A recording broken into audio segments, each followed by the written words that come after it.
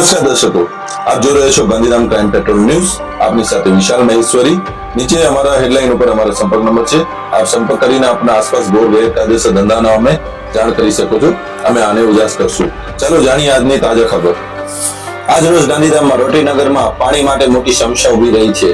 કારણ કે પાણીની અત્યારે ગાંધીધામ કચ્છમાં બહુ જ કમ્પ્લેન્ટો આવે છે. કારણ કે પાણી મળતું નથી સમયસર. એનું શું કારણ છે તો સૂત્રો પાસેથી મળતી માહિતી મુજબ કે ટપ્પર ડેમની જે 3 મોટરો લાગેલી છે એમાં એક મોટર ખરાબ થવા એવા કોઈ સમાચાર છે.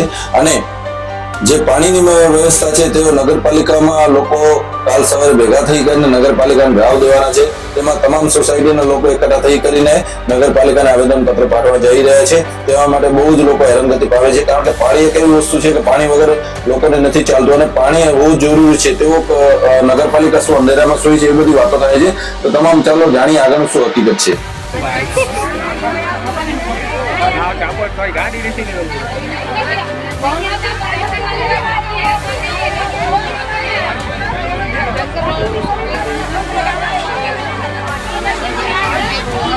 તો પ્રિય દર્શકો, આ છે નગરપાલિકાના કામ. મહાનગરપાલિકા આવ્યા છતાં તેમ છતાં પણ પાણીની સમસ્યા બહુ મોટી વાત ગણાય અને આમ જનતા બિચારી બહુ જ પાણી માટે પીડિત થાય છે.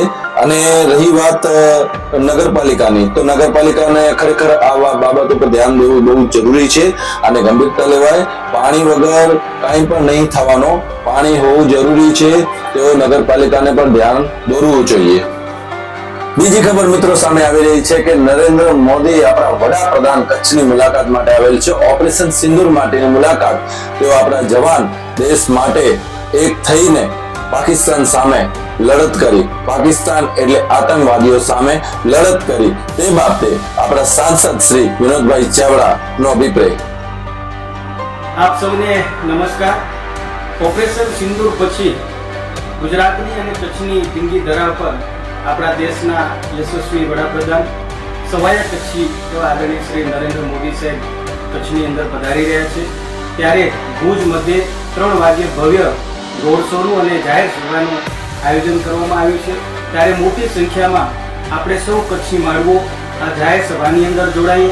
આપણા દેશના યશસ્વી વડાપ્રધાન શ્રી નરેન્દ્ર મોદી સાહેબનું સ્વાગત કરીએ અને જે પ્રકારે આપણે જોયું કે આપણા દેશના બહાદુર જવાનોએ જે પરાક્રમ કરીને આપણું સૌનું ગૌરવ વધાર્યું છે.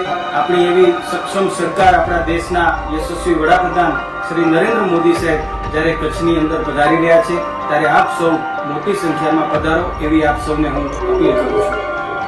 મિત્રો, બીજી તરફ છે આપણા માનવ સેવા એટલે પ્રભુ સેવા. ખ્રિસ્તી લોકો જે કેરલાવાળા છે તેઓ બહુ મોટી ભારી ગરમીમાં તેઓ લોકો માનવ સેવા આપી છે.